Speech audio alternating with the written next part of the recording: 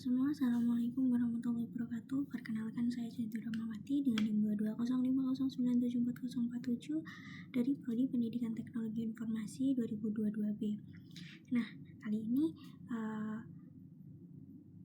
akan membahas tentang konfigurasi web server dan DNS server. Sebelum ke konfigurasinya, tujuan kita dalam belajar web server dan server adalah sebagai berikut. Nah, untuk DNS sendiri, tujuan kita kali ini untuk memahami fungsi DNS, memahami cara kerja DNS, mensimulasikan DNS server dengan Cisco Packet Tracer. Untuk DNS sendiri atau Domain Name Server atau DNS adalah sebuah sistem yang menghubungkan Uniform Resource Locator atau URL dengan Internet Protocol Address atau IP address.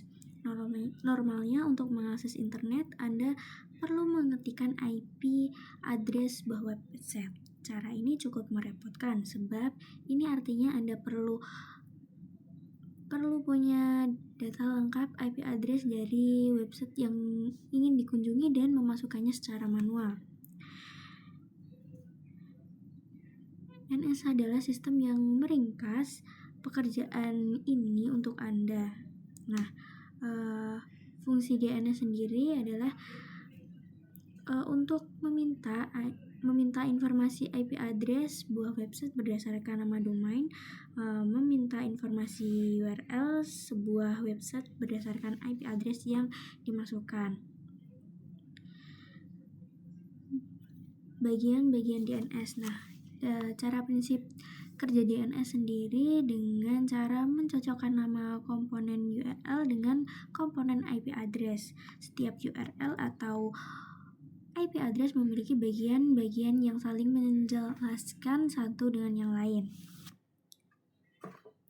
Kode buku perpustakaan tersebut dinamai Dewey Decimal System DDS. Biasanya ini terdiri atas kode topik buku, kode nama belakang penulis, dan kode tahun buku diterbitkan. Kira-kira prinsip yang sama diterapkan dalam DNS. Untuk memahaminya lebih dalam, Anda perlu mengetahui bagaimana bagian-bagian URL yang tersusun dalam hierarki DNS. Seperti ini, root level domain merupakan bagian tertinggi dari hierarki DNS. Biasanya ia berwujud tanda titik di bagian paling belakang sebuah URL. Top level domain adalah ekstensi yang berada di bagian depan root level domain.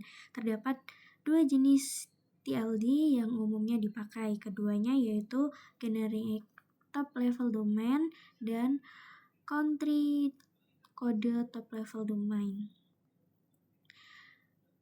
GTLD biasanya menjelaskan sifat institusi dari pemilik web.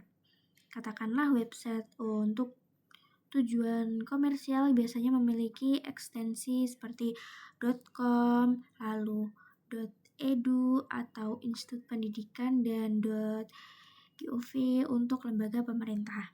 Nah, di sisi lain juga yang CCLTD merupakan ekstensi yang menjelaskan asal negara dari pemilik situs. Misalnya, akhiran .id untuk website Indonesia dan .au untuk Australia dan UK untuk Inggris dan sebagainya. Nah, second level domain ialah nama lain untuk domain itu sendiri. Ia sering digunakan sebagai identitas institut atau branding. Dalam kasus URL n.wikipedia.org, yang dimaksud SLD adalah Wikipedia. Yang kedua, street level domain atau subdomain merupakan bagian dari domain utama yang berdiri sendiri. Apabila domain diibaratkan sebagai rumah, subdomain ini adalah salah satu ruang khusus di rumah itu sendiri. Yang ketiga, host domain adalah bisa disebut juga dengan scam. Ini merupakan bagian yang mengawali sebuah URL, bagaimana ini mewujudkan sebuah fungsi dari sebuah website atau halaman. Contoh paling banyak digunakan yaitu HTTPS atau Hypertext Transfer Protocol Secure. Nah, untuk cara kerja DNS sendiri bekerja pada tahapan-tahapan.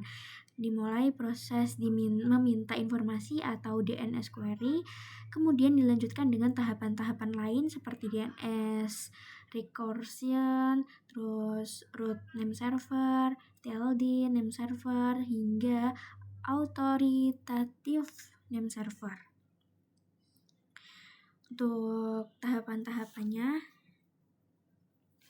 ini ada tahapan DNS query.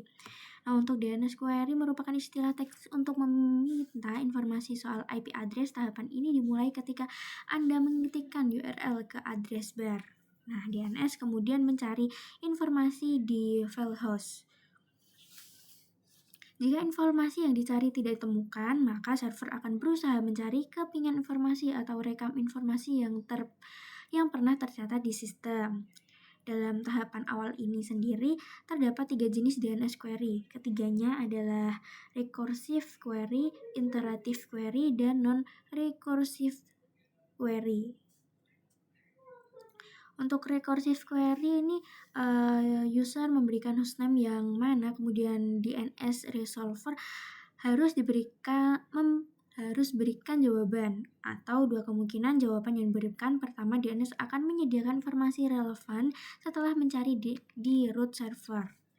Terus iterative query, user masukkan hostname, DNS resolver akan mencari change yang relevan di memori. Jika tidak berhasil, DNS resolver akan mencari informasi di root server dan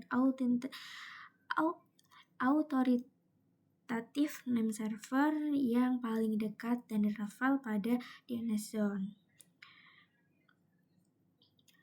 Terus non-recursive query merupakan proses pencarian informasi yang tepat. Tipe ini tidak memerlukan mencari di root server atau authoritative name server karena data yang dicari tersimpan dalam change. Untuk DNS recursor atau DNS recursive resolver merupakan tahapan pertama pencarian informasi. Ketika mencari URL dan tidak menemukan hasil yang valid, sistem akan mencari informasi dari dalam change penyediaan internet atau internet service provider.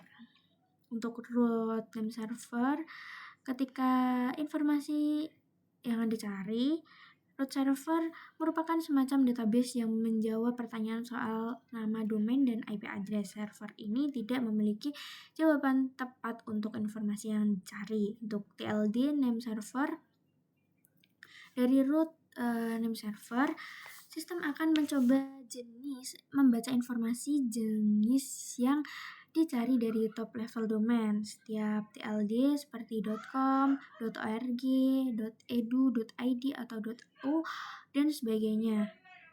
Dengan membaca informasi ini, sistem bisa meneruskan pencarian informasi ke server yang benar-benar memiliki data yang dicari.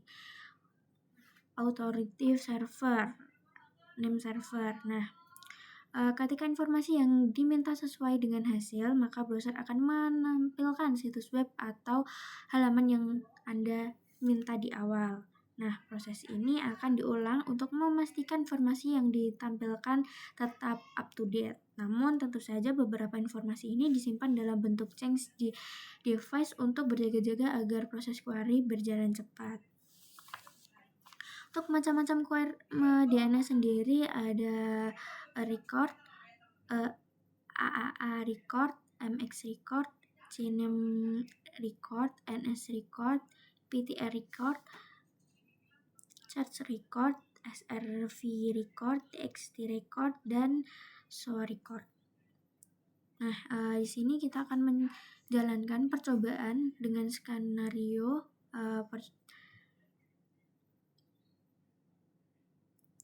Dalam percobaan ini, kita akan mensimulasikan file server dan web server yang digabungkan dengan DNS server. DNS server di sini berfungsi untuk mentranslasikan IP address menjadi alamat domain yang lebih manusiawi. Untuk skema jaringan tetap menggunakan skema jaringan yang digunakan pada praktikum web server dan FTP server. Untuk langkah percobaannya sendiri dapat berfungsi dengan baik terutama pada jaringan dari PC1, PC4, laptop, dan smartphone. Dapat terhubung dengan DNS server IP dengan 33.33.33.1, web servernya dengan IP 43.43.43.1 dan FTP server 43.43.43.1. Nah, di sini saya sudah menyiapkan topologi dengan tertera juga ini IP-IP-nya untuk untuk router 1 sendiri. Untuk mengarah ke router 3 dengan IP 13 dengan network IP 13.13.13.1 mengarah ke router 2 dengan 12.12.12.0.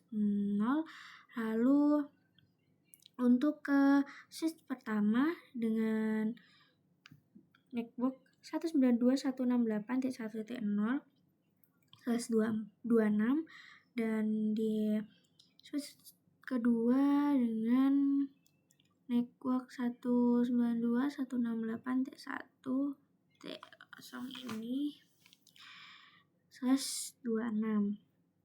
Lalu router 2 yang menuju ke router 1 ada 12.12.12.12.0, menuju ke router 3 23.23.23.0 untuk menuju ke switch 3 dengan 192.168.1.128/25. Untuk router 3 yang menuju ke router 1 13.13.13.0, router untuk menuju ke router 2 ada 23.23.23.3 ini. Nah, untuk menuju ke DNS servernya diberikan 33.33.33.3 dan untuk menuju ke web servernya ada 43.43.43.43.3. Nah, sekarang untuk mengkonfigurasi router pertama, masuk ke config, lalu masukkan setiap interface yang ada di fast Ethernet 0.0 ada 192.168.1.62 dengan /26 yaitu 192. Untuk fast Ethernet untuk menuju fast Ethernet 1/0 ini untuk menuju ke switch 2 dengan 192.168.1.126 dengan subnet mask 255.255.255.192. Jangan lupa di on kan juga. Nah, untuk serial 2 yang menuju ke router 3 ini ada 13.13.13.1 dengan subnet mask 255.255.255.0 karena menggunakan /24. Lalu serial ketiga yang menuju ke router 2 ada 12.12.12.1 dengan /24 tadi. Setelah selesai, jangan lupa memasukkan IP ke dalam setiap PC yang ada. Nah, untuk PC1 ada 192.168.1.1, subnet masknya ada 255.255.255.192 karena /26. Lalu default gateway-nya 192.168.1.62 dengan IP DNS yaitu 33.33.33.1. Sama halnya dengan PC2 dan PC3. Untuk PC4 192.168.1.65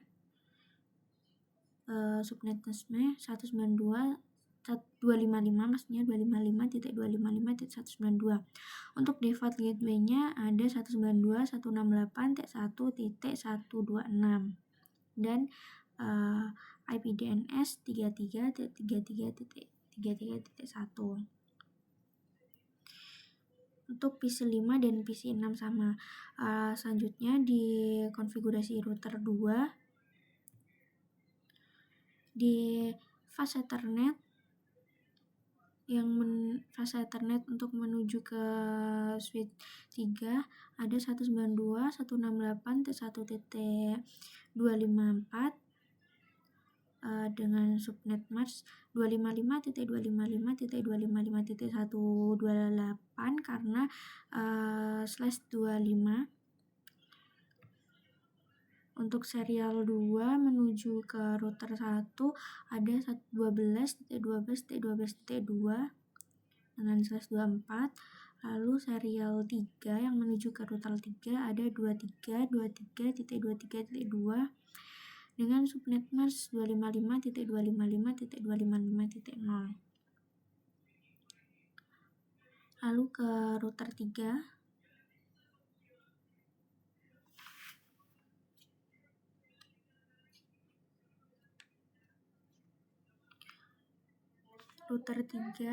fast Ethernet-nya yang menuju ke DNS.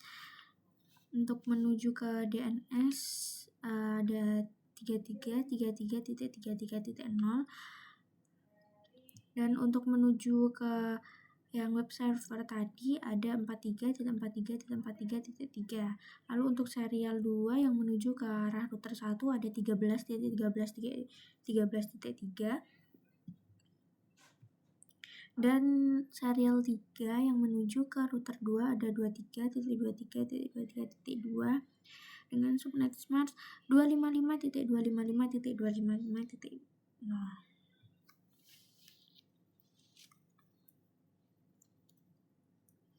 Untuk ke yang router 2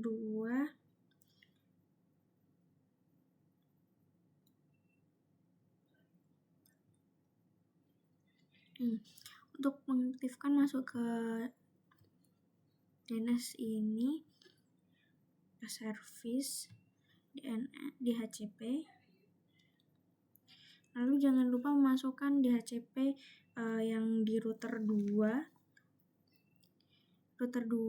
dengan server DNS maksudnya dengan router DHCP dengan default gateway 192.168.1.254 dan DNS servernya 33.33.33.1.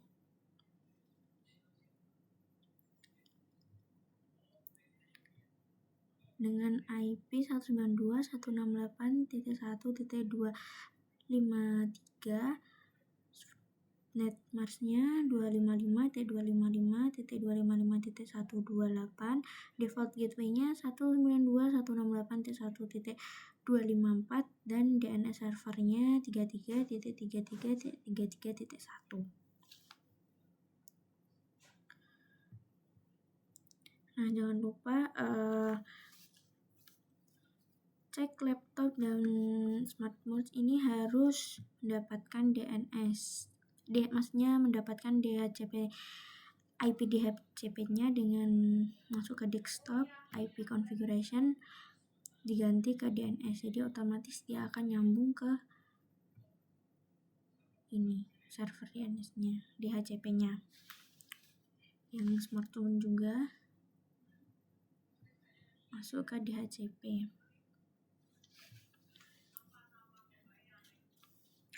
Nah, setelah itu masuk ke DNS servernya untuk masukkan IP DNS-nya yaitu 33.33.33.1, subnet masknya 255.255.255.0, default gateway-nya 33.33.33.3.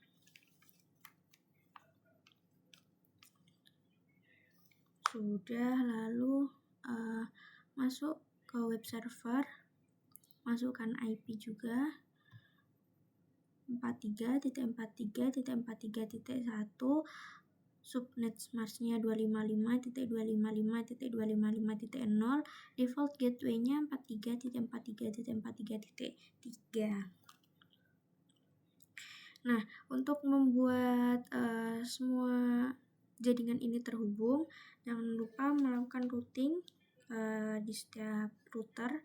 Untuk router pertama, saya menggunakan routing dinamik menggunakan RIP.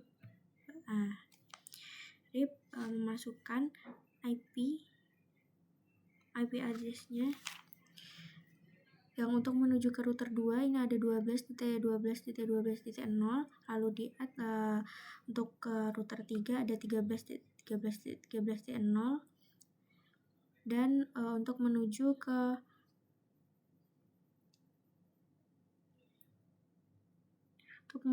ke jaringan PC bawah switch ini dengan 192.168.1.0. Jangan lupa di save dengan perintah no auto summary, lalu versi 2. Masuk ke setting, lalu save. Begitu juga dengan router 3 dan router 2. Ke RIP, masukkan IP 12.12.12.0, 23.23.23.0, dan 192.168.1.0. Jangan lupa save dengan no auto, masuk ke CLI, no auto summary, dan versi 2. Lalu setting, save. Untuk router 3 juga RIP, lalu masukkan IP networknya dengan 13.13.13.0, 23.23.23.0, dan 33.33.0, dan terakhir 43.43.43.0.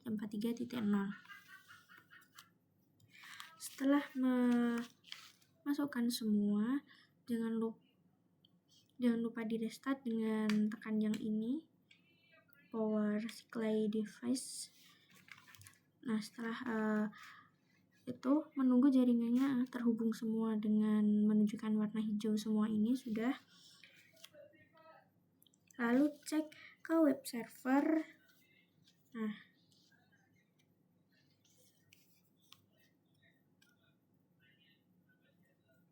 masuk ke PC 1, Command Pro, masuk ping 43.43.43.1.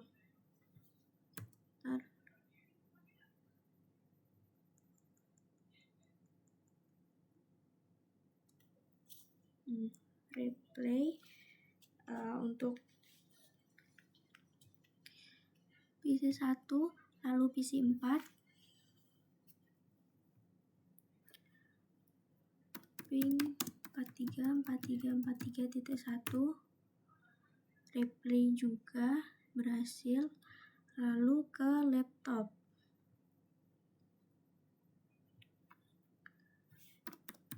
ping 43.43.43.1, replay juga. Ke smartphone, ping 43.43.43.1, replay juga.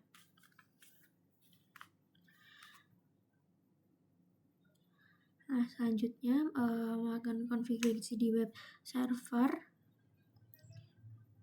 Masuk ke service, masuk ke HTTP. Nah, untuk mengubah indeks ini,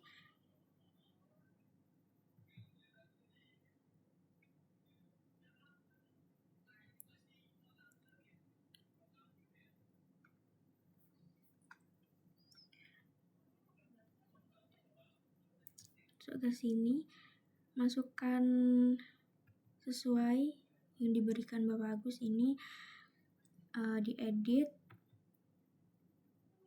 Selamat datang di Cisco Packet Web Server.jarcom.com.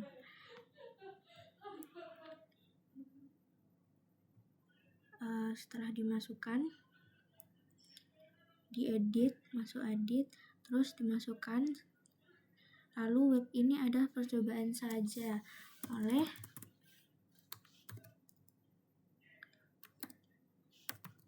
Cahya Dwi R. Nah, sudah. Setelah itu lalu save. Yes. Setelah itu kita coba di PC apakah konfigurasi web tadi sudah berhasil. Kita cek di web browser.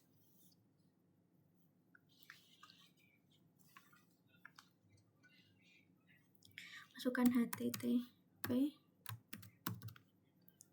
434343.1. Nah, ini sudah berhasil. Ini konfigurasi editnya tadi sudah bisa. Lalu ke PC 4.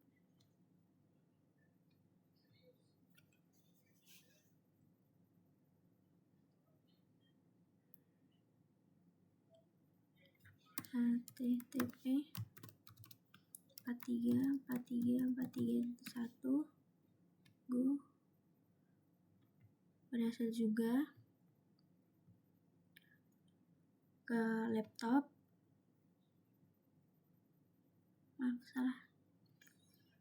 Web server. Web browser maksudnya, web browser.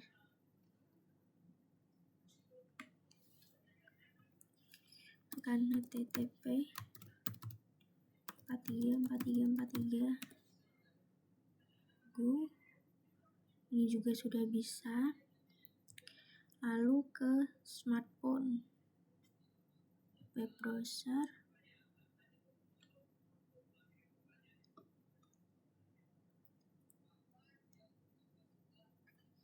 http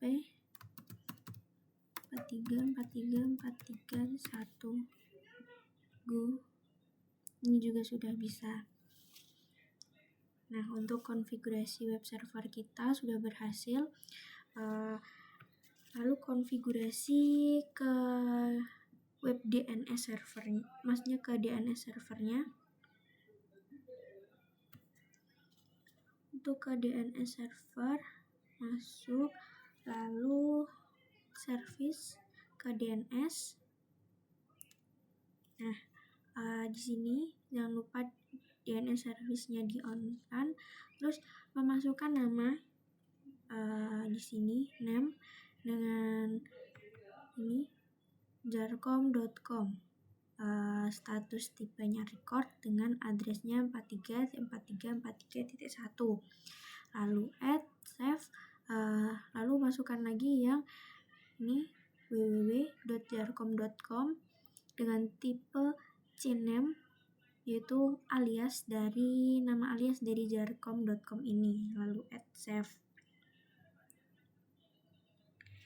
Nah, setelah sudah masuk ke, kita akan cek ping DNS dari PC 1.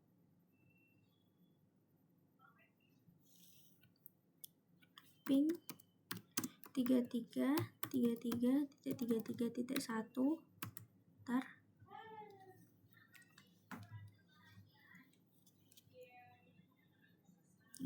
Replay untuk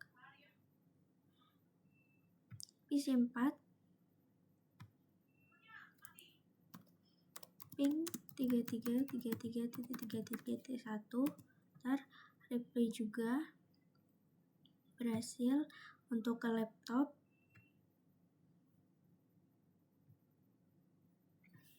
ping 333333.1. Replay juga terhubung. Ke smartphone, ping T33T33T33T1 tersambung juga. Lalu kita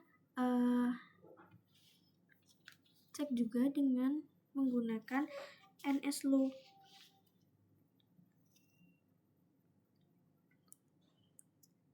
Kita NSLOOKUP ke jarcom.com dan www.jarcom.com.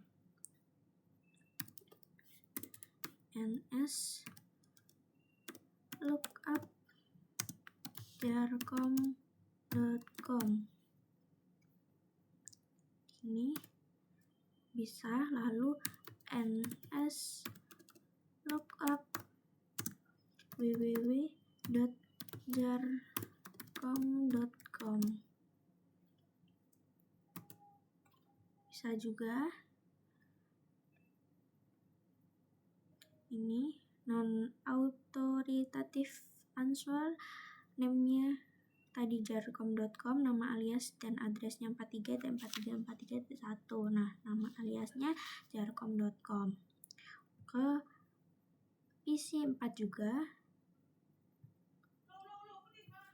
NSLOOKUP jarcom.com. Bisa NSLOOKUP jarcom.com. Bisa juga.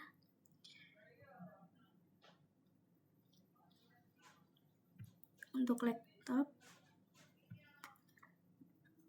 NSLOOKUP jarcom.com, NSLOOKUP www.jarcom.com. Bisa juga.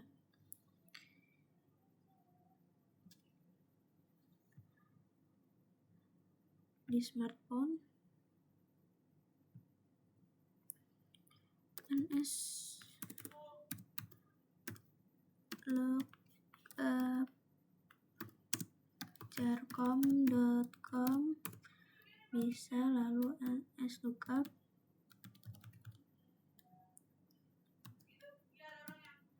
www.jarcom.com. bisa juga.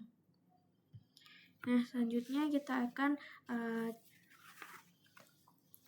coba web dengan nama alias tadi dengan DNS.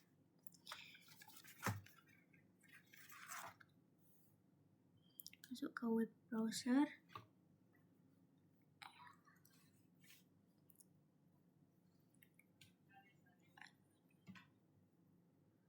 Dengan jarcom.com. Bisa, lalu masuk lagi untuk mengecek ke yang www.jarcom.com. www.jarcom.com. Seharusnya bisa. Nah, bisa juga. Yang PC4 juga sama. Web browser.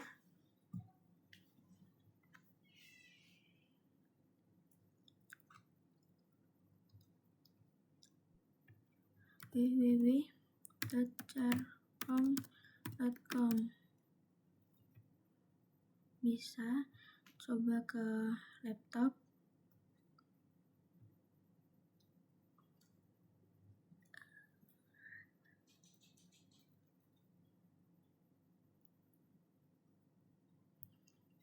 jarcom.com. Bisa juga. Untuk yang www coba di smartphone.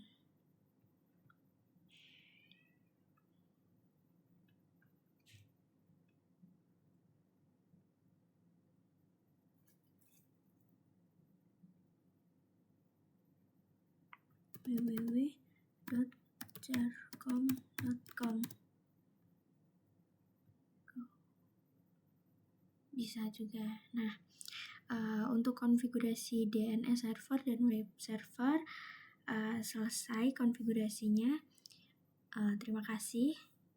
Cukup sekian yang dapat saya sampaikan. Mohon maaf jika ada salah kata. Wassalamualaikum warahmatullahi wabarakatuh.